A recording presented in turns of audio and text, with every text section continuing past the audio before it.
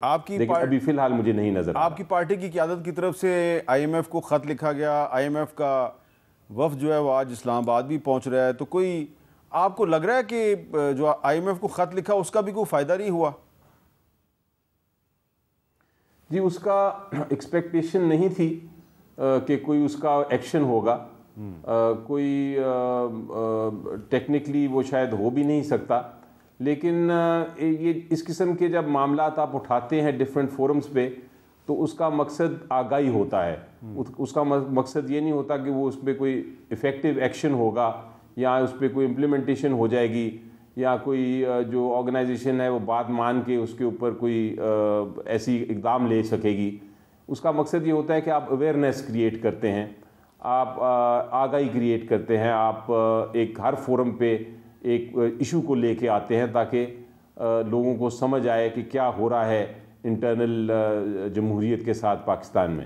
تو یہ اس کا مقصد یہ تھا، ہم ایکسپیکٹ نہیں کر رہے تھے کہ کسی قسم کا اس پہ ایکشن دیا جائے گا۔ جی علی زفر صاحب کہہ رہے ہیں کہ جی فی الحال حکومت اور اپوزیشن کے درمیان انہیں کسی قسم کی مفاہمت نظر نہیں آتی، اس لیے کہ ان کے خیال میں حکومت کی طرف سے اپوزیشن کے خلاف جو سخت رویہ ہے اس میں دن بدن اضافہ ہوتا جا رہا ہے، اور آنے والے دنوں میں ہماری بھی اطلاع یہی ہے کہ سختی مزید بڑھنے والی ہے اور کچھ جو لوگ ہیں ان کو سزائیں بھی سنا دی جائیں گی۔ لیکن ساتھ ہی ساتھ آپ دیکھیں کہ ایک طرف جو نئے صدر ہیں آصف علی زرداری صاحب، انہوں نے بھی اعلان کر دیا کہ وہ تنخواہ نہیں لیں گے، وزیر اعظم شہباز شریف صاحب بھی تنخواہ نہیں لیتے، ایک اور جو نئے وزیر ہیں محسن نقوی صاحب، انہوں نے بھی کہا کہ میں بھی تنخواہ نہیں لوں گا۔ کچھ اور بھی ہم نے فیڈرل منسٹرز کے بارے میں سنا ہے کہ وہ بھی اعلان کرنے والے ہیں کہ وہ تنخواہ نہیں لیں گے۔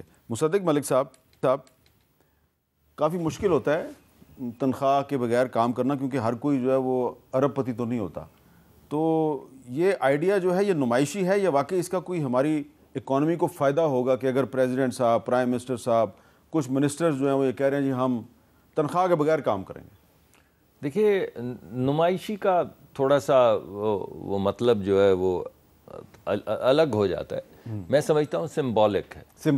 سمبولک ہے، کیونکہ اس کے ساتھ ایک طرف جب یہ ہوگا، دوسری طرف جب گورنمنٹ اپنے ایکسپینڈیچرز اوور آل گھٹانے کی کوشش کرے گی، مگر اس سے زیادہ اہم چیز ہے بیکاز پوری وفاقی حکومت کا ایکسپینڈیچر جو ہے اگر وہ 20-30% بھی کاٹ دیا جائے تو وہ اتنا نہیں ہے کہ مٹیریل امپیکٹ آ سکے۔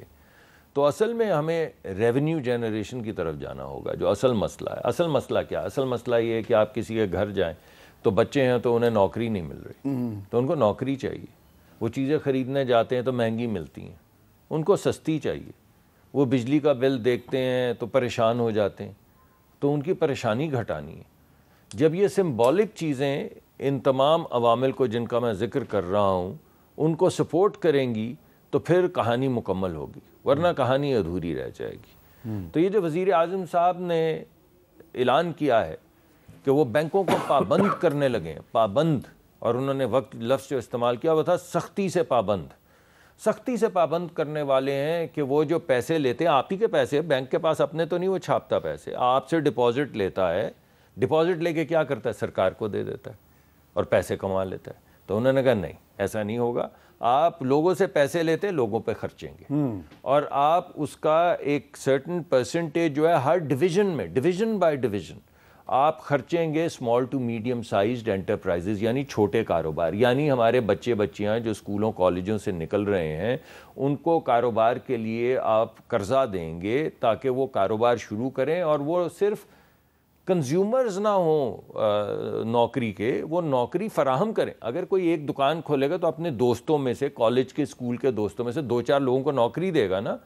تو اگر ایک چھوٹا کاروبار جو 20-30 لاکھ سے کھلتا ہے یا اس سے بھی کم سے کھلتا ہے، اس میں 3-4 لوگ ملازم ہو جاتے ہیں، اور اگر اس کو پورے ملک گیر ایک تحریک کی شکل میں پھیلا دیا جائے تو لوگوں کو نوکری ملے گی، لوگوں کو روزگار ملے گا، لوگوں کی آمدن بڑھے گی، ان کا جو دکھ درد ہے اس میں تھوڑا مداوع ہوگا۔ دوسری چیز کیا ہوگی؟ دوسری چیز یہ ہوگی کہ جب آپ پروڈکشن زیادہ کریں گے تو قیمتیں نیچے آئیں گی۔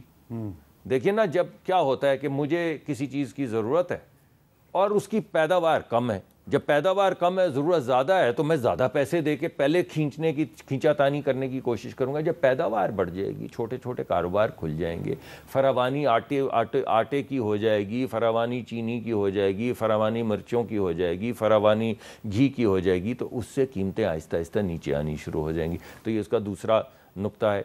تیسرا انہوں نے کہا کہ کسانوں کے لیے, کسان کیا ہوتا ہے جی, یہ ایگریکلچر کیا ہوتا ہے؟ ایگریکلچر کے اندر 3 چیزیں ہیں.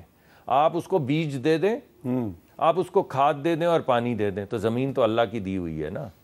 تو انہوں نے کہا کہ کسان کو ڈائریکٹ پیسے دیں گے. یہ جو کچھ کمپنیاں فرٹیلائزر کی سستی گیس لے کے سستی دینے کی کوشش کرتی ہیں کھاد, وہ کھاد تو مہنگی بک رہی ہوتی ہے مارکیٹ کے اندر, تو کیوں نہ کسان کو پیسے دے دیے جائیں, تو کھاد کا معاملہ حل ہوا. انہوں نے کہا ہم دنیا کے, وزیر اعظم نے کہا دنیا کا بہترین بیج جس کی پیداواری طاقت 1.5 یا 2 گنا ہے, وہ لا کے کسانوں تک پہنچا دیں گے, آپ لگا دیں ایک دفعہ. تو کیا ہوگا اگر کوئی اس میں زیادتی بھی ہو جائے, چوری چکاری بھی ہو جائے, تو جہاں پہ بیج لگے گا فصل دگنی ہو جائے گی نا. ٹھیک ہے. اور سولر کے ذریعے پانی دیں گے تو ایک زرعی انقلاب, ایک طرف یہ چھوٹے چھوٹے کاروباروں کا انقلاب آئے گا, ایک طرف زرعی انقلاب آئے گا, اور ایک طرف آئی ٹی کے اندر مشین لرننگ جس کو اے آئی وغیرہ لوگ کہتے ہیں, آرٹیفیشل انٹیلیجنس. انہوں نے کہا کہ 5 لاکھ لوگوں کو اگر ہمیں باہر سے بھی ماسٹر ٹرینر لانے پڑے تو لا کے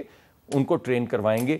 جب اس کے ساتھ سمبولکلی وزیر اعظم کہیں گے کہ میں تنخواہ نہیں لیتا, تو وہ ایک معنی خیز کہانی بن جائے. اچھا علی زفر صاحب, آپ کا کیا خیال ہے کہ یہ صدر صاحب کہہ رہے ہیں میں تنخواہ نہیں لوں گا, وزیر اعظم صاحب کہہ رہے ہیں میں تنخواہ نہیں لوں گا, وزیر داخلہ صاحب جن کے بارے میں تحریک انصاف کا ایک خیال ہے کہ ان کی موجودگی میں کوئی مفاہمت نہیں ہو سکتی, انہوں نے بھی کہا میں تنخواہ نہیں لوں گا, تو آپ کے خیال میں اس کی کچھ نہ کچھ تو اہمیت ہوگی؟ جی دیکھیں, سب سے پہلے تو میں کہوں گا کہ یہ ایک اچھا جیسچر ہوتا ہے. اگر آپ کو اللہ تعالیٰ نے اتنا پیسہ دیا ہے کہ آپ تنخواہ نہ لیں اور کام کر سکیں, تو آپ حکومت سے نہ لیں, یہ اچھا ایک جیسچر ہے. کیا اس سے کوئی فرق پڑے گا اکانومی کو؟ تو جواب یہ ہے کہ بالکل فرق نہیں پڑتا, کیونکہ اگر آپ دیکھیں تو جو پرائم منسٹر کی تنخواہ ہے وہ شاید 2-3 لاکھ ہی ہے, اسی طرح پریزیڈنٹ کی بھی کچھ اسی طرح کی تنخواہ ہے. لیکن جو زیادہ ان کے اوپر خرچہ ہوتا ہے وہ ان کے لوازمات پہ, ان کے ٹریولنگ پہ, ان کے جو سٹاف ہے اس کے اوپر, اور وہ جو پورا ایک ایڈمنسٹریٹو ونگ اس کے ساتھ ہوتا ہے, جو اتنا بڑا گھر ہے. مثلا پریزیڈنٹ ہاؤس اگر آپ دیکھیں تو آپ میرا خیال ہے پورا دن اگر صرف سفر کرتے رہیں گے آپ پورا گھر نہیں دیکھ سکیں گے. اسی طرح پرائم منسٹر ہاؤس, اس کی اگر آپ گراؤنڈز ہی دیکھ لیں تو آپ جو گراؤنڈز پہ جو صرف پانی دینے میں خرچہ آتا ہے وہ آپ کا ایک پوری کی پوری ایک فیکٹری چل سکتی ہے شاید. تو یہ خرچے وہ والے اگر کم ہوں گے تو شاید اس کو اکانومی سے فرق پڑے.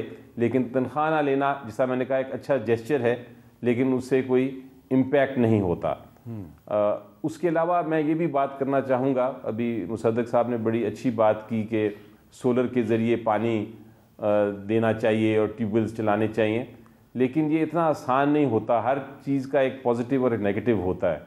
مجھے یاد ہے کہ جب میں انٹرم گورنمنٹ میں میرے پاس واٹر منسٹری بھی تھی, تو مجھے بھی یہ بڑا اچھا آئیڈیا لگا کہ سولر کے ذریعے آپ فری پمپس چلائیں اور پانی نکالیں.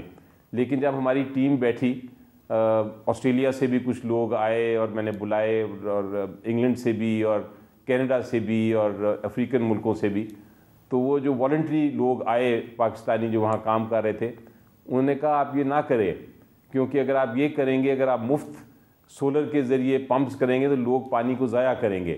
آلریڈی ہمارا واٹر ٹیبل جو ہے وہ بہت نیچے جا چکا ہے, تو یہ اس سے نقصان ہوگا بہت بڑا, اور پانی جو ہے بالکل اور ختم ہو جائے گا, واٹر کرائسس اور بڑھ جائے گا. اس لیے آپ یہ سولر پمپس کو ریگولیشنز کے ذریعے کریں. تو یہ اگزامپلز اچھے ہوتے ہیں کہ ہم یہ کرنے لگے ہیں, لیکن آئسولیشن میں یہ چیزیں نہیں ہوتی. ان کو باقاعدہ آپ کو دیکھنا پڑتا ہے, اور اکانومی کو اگر درست کرنا ہے تو اس کے لیے انویسٹمنٹ سے لے کے چھوٹی چھوٹی چیزیں جو ہے ڈاؤن دا اسٹریم, وہ بھی آپ کو یکساں ایک ساتھ ان کو درست کرنا پڑتا ہے. میری نظر میں سب سے اہم چیز ہے جو جمپ سٹارٹ کر سکتی ہے اکانومی کو, وہ ہمارا ڈائسپورا ہے. ہمارے جو پاکستانی باہر انویسٹمنٹ کرنے کے لیے تیار ہیں, سب سے ضرورت ہے کہ کہ وہ ان کو ہم انسینٹیوائز کریں. لیکن جب وہ یہ دیکھتے ہیں کہ یہاں تو حالات ہی خراب ہیں, یہاں تو سیاسی ماحول ہی خراب ہے, جمہوریت نہیں ہے, تو وہ پھر اپنی انویسٹمنٹ نہیں لے کے آتے, اور جب تک وہ جمپ سٹارٹ نہیں ہوگا ہماری اکانومی کو بوسٹ نہیں مل سکتا. اس لیے ضروری ہے کہ ہم اپنا سیاسی حل بھی ڈھونڈیں تاکہ یہ اکنامک حل ہم آگے اس کو بہتر کر سکیں. اچھا, اس میں ایک اہم بات یہ ہے کہ فورن انویسٹمنٹ تو پاکستان میں اس وقت آئے گی نا جب پاکستان میں جو سوشل میڈیا ہے, خاص طور پہ انٹرنیٹ جو ہے, موبائل فونز ہیں, یہ ریگولرلی کام کر رہے ہوں. تو یہاں تو سندھ ہائی کورٹ ایک مہینے سے کہہ رہی ہے کہ آپ ٹویٹر کو بحال کریں اور انٹرنیٹ کو بحال کریں, ان کی تو بات ہی کوئی نہیں سنتا.